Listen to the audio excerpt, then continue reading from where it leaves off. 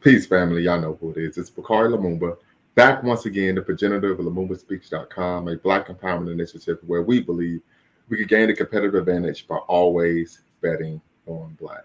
As you all know, typically when I do a show, it revolves around a current event, social, political, or even economic issue and educational issues in the Black community. But many of you who know me and know me well know that I am a boxing aficionado, a fanatic, right, not a casual. And so decided to do a show where I would give my preview and prediction of the super fight this coming Saturday, tomorrow, July 29th, between uh, Errol, Errol Spence, right, Errol the Truth Spence, and of course Terence Crawford. Both of these, this is a summit matchup between for the undisputed welterweight championship of the world. These are two of the best boxers in the world, pound for pound. I believe most publications, reputable publications, have Terence Crawford number one, even though that may change depending on what happens in the fight tomorrow night. And of course, the fight based on what Anyway did to core boy Steph Fulton this past Tuesday. But that's neither here nor there. And then, of course, Errol Spence is considered a top five fighter pound for pound in the world as well. So, want to give my preview prediction of the fight. As a boxing aficionado, someone who's been in the ring before, I like to, of course, throw my thoughts into the ring, as they say, no pun intended, and provide my view of what I believe will take place in the fight. So, first and foremost, I think when we talk about this fight, it was really 5 years in the making. We know Errol Spence has been fighting at welterweight his entire career. He fought in the amateurs and in the Olympics at 152. We also are aware that Errol Spence, at one point when he was an amateur, was ranked number one, the number one amateur fighter in the country. Right, he was ranked number one. So the expectation of him becoming a world champion, being a preeminent fighter, isn't a surprise, right? Then we have, of course, Terence Crawford, who was highly rated, but not as highly rated as Errol Spence. But he's really transformed into a dynamic boxer as a professional.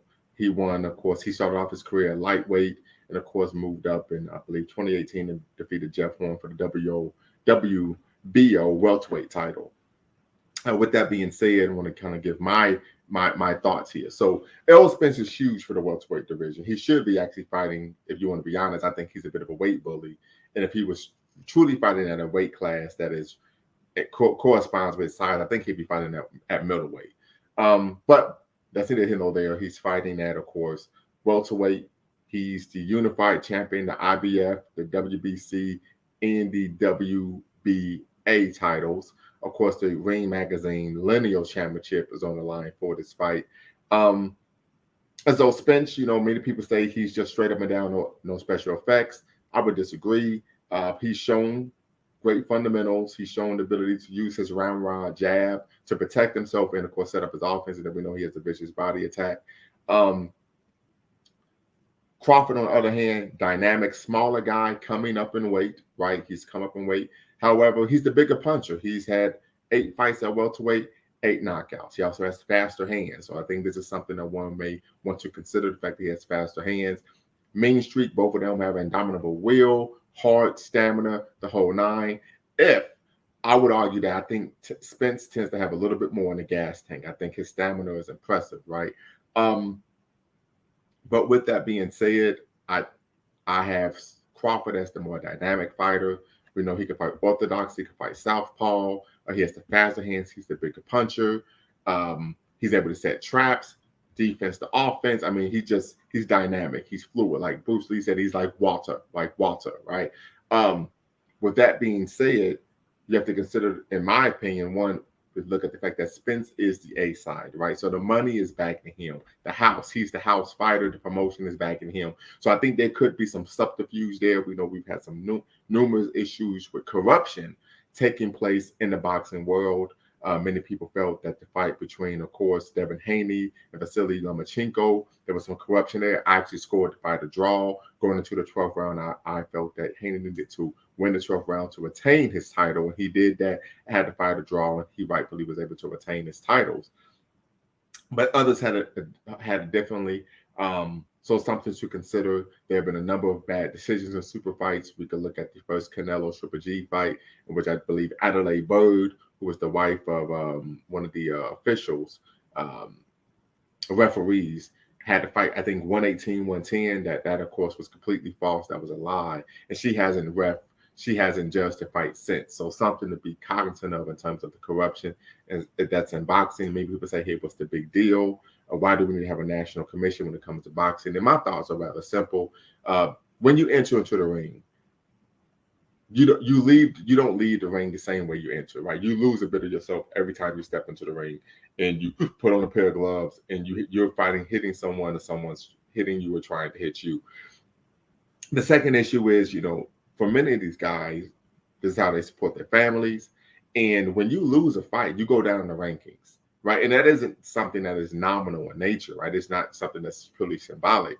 When you go down in the rankings, you are also you're going down on the pay scale, right? So you're not able to demand X amount of money because the fact that you lost the fight and you're low in the ranking. So there's a number of issues that we need to, of course, discuss. I'm familiar, if we go back in history, Sonny Liston was known to have had ties to the mob. And I know that NAACP took umbrage with him, of course, being heavyweight champion. I think they even tried to persuade Floyd Patterson, who was, of course, the youngest heavyweight champion in the world. He said made history at the time for being the youngest heavyweight champion in the world and the first heavyweight champion to actually lose his title and regain it back in his 3-fight trilogy with the Sweden. But with that being said, actually, the NAACP actually tried to discourage Floyd Patterson from fighting Sonny Liston because of his alleged ties to the mob, right, to organized crime. So there's a number of issues here when we talk about corruption in boxing. But back to the main event, Spence Crawford. So a couple of things I look at is the fact that Spence, in my opinion, he's been beat up before. He hasn't lost the fight, but he's been beat up before, right? I had a conversation with my brother Kenneth Clemens a little earlier today, and this is one of the things he mentioned, that Spence, we know he's undefeated, but he's been beat up. He was beat up, in my opinion, by Kell Brook. And of course, we know he showed tremendous fortitude, valor, nerves of steel to be able to go over to England and challenge for a world title as the mandatory, right, IBF world titleist, fighting the IBF world champion. But for the first 8 rounds, he was getting it took to him, right? I think so. I think Spence is, even though he has great fundamentals, he keeps his hands up. I think he gets hit much more than one would like for someone who's supposed to be a pound for pound fighter. Eerily reminiscent, in my opinion, to one Triple G. But the other issue is I haven't seen a lot of athleticism from Spence. I haven't seen a lot of speed. I haven't seen him truly change levels in a manner that you would expect for a guy who was pound for pound. That once again is reminiscent of what I have found in, of course, Triple G, Gennady Golovkin, right? So that's one thing I look at. I would argue that he got beat up once again by Sean Porter. We know he won the fight 7-5, I think, a unanimous decision, 7-5. He scored that flash knockdown in the 11th round. But if you really look at it, I thought that would be a fight in which he would showcase his boxing skill. He would use his jab to keep Sean Porter at a distance. And when Sean Porter came in, he would catch him with counter hooks, straight rights, and the uppercuts. He didn't do that. He decided to make it a phone booth fight. And as a result, he took his fair share of damage. Another thing to actually look at is I think he's landed 186 power punches. And Sean Porter's known for being a durable fighter, but he did all of that, and yet and still he couldn't actually stop him. So that's one of the things I look at in terms of Spence, in terms of I don't think he's actually as big a puncher as purported. All right, so Brother Kadeem Wright says Errol is the Black Miguel Cotto. So, brother, I need to know what you mean by that. So, actually, I'm going to put the link in the chat, and I need you to tell me what you mean by that. Also, if you're watching, make sure you hit the subscribe and like button. Thumbs up, thumbs up, thumbs up. We want to break the algorithm. But, brother, you said you think Errol Spence is the Black Miguel Cotto. I need to know what you mean by that. I have tremendous respect for Miguel Cotto. Of course, he is part of that tradition of great Puerto Rican fighters. But please, if you could tap in or share a comment of what do you mean by Errol being the Black Miguel Cotto. So, but those are a couple of issues. Even with Ugas, even though he overwhelmed Ugas, in my opinion, with, of course, the volume punching, but Ugas was still landing punches as well. For some strange reason, Ugas doesn't throw a lot of punches. He almost kind of puts the earmuffs on and allows himself to be a heavy bag. But I wasn't impressed with that fight as well. I look at the fight where he fought the small Garcia. Mikey Garcia, I wasn't impressed, right? Naturally bigger guy. He was able to control him with his jab. But I just, for someone who's supposed to be top 5 pound for pound, it leaves a lot to be desired, in my personal opinion. I think he lacks the speed, the fluidity, the overall athleticism, and anticipation to truly be a dynamic fighter, right? So we move on to Terence Crawford, Bud, right? Omaha, Nebraska, right? They make a lot more than just steaks in Omaha, right? Um, I believe Terence Crawford is going to take him behind the woodshed. I personally believe this. Many of us know Terence Crawford, like I stated before, most reputable boxing publications have him number 1 pound for pound. Him, Usyk, or Inoue, right? Those are the 3 guys who typically are at the top of a reputable publications pound for pound list.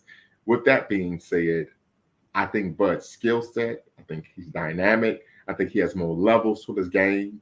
Um, and I don't know if he would stop Spence or drop him because he's, like I said, he's huge for the weight class.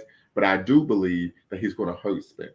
I believe that the hand speed, right, the ability to set traps, the ability to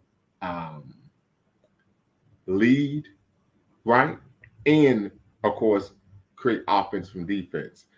So it says strong counterpunch fighter with a good jab, but a more elusive fighter can give him problems like Floyd. Okay, but I don't think I think he has good jab, strong jab, but I don't think Spence or Cotto were counterpunchers, right? I think back when I look at his fights, Cotto's fights, I could think of when he fought Pacquiao, which we can have conversations about. Pacquiao, of course, was he on PEDs, right? The fact that Cotto was weight drained. I think about when he fought Sugar Shane Mosley. I think it was on the eve of the Puerto Rican Day Parade in New York City, Madison Square Garden.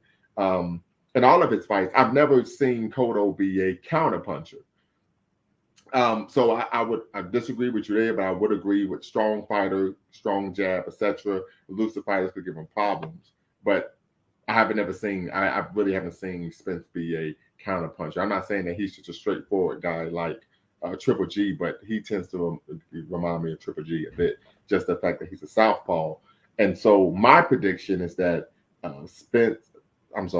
Bud Crawford will win the fight, in my opinion, going away. I think he's going to actually show his complete skill set, the toolbox, and he's going to give Spence a lot of problems. I still believe that the fight will be close because Crawford is a slow starter. And I believe that there is a possibility, there's a chance that because Spence is the A side of the promotion, he's the house fighter, right? The fighter that has the money backing him, that they could rob Crawford of an actual victory or make it a draw. I think this could be synonymous of the case between Pernell Whitaker and Julio Cesar Chavez, right? I think the fight was at the Alamo Dome, 94, 95, something, 93, something like that, mid-90s. And as we all know, Sweet Pea outclassed Chavez. I mean, took him to school.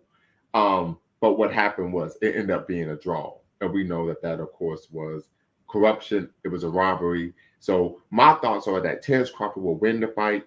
But if he doesn't win the fight, I would predict that it would be a draw due to, of course, boxing corruption and Spence being the house fighter, want to protect the fighter, and then, of course, having him move up. And then I would argue possibly fight Tszyu, of course, Tim Tszyu, the son of Costa Tszyu, for, of course, I believe the soon to be vacant junior welterweight title. We know that Charlo is the undisputed champion at 154, but I believe with him going up to fight Canelo at 168, he's going to vacate those titles. We all know what tends to happen when a fighter moves up in weight, then tries to go back down. They have a number of issues. The greatest example, of course, is Roy Jones. Another example would be Chris Bird, who, of course, was, I believe, a medalist at the 92 Olympics in Barcelona as a middleweight, moved all the way up to heavyweight. And then, of course, he tried to move down to light heavyweight later in his career. And he just didn't have the energy, the stamina, or even the power to compete. So those are my thoughts, of course, family. I appreciate you all tapping in. So my prediction is that Terence Crawford would take Errol Spence behind the woodshed. He would show an assortment of skills. And as Crawford's trainer said at the press conference yesterday, uh, he can't run. He can't hide anymore. But I believe that Crawford will win, and if he doesn't win, it will be a draw. That's all I have until next time, family. Y'all know what to do.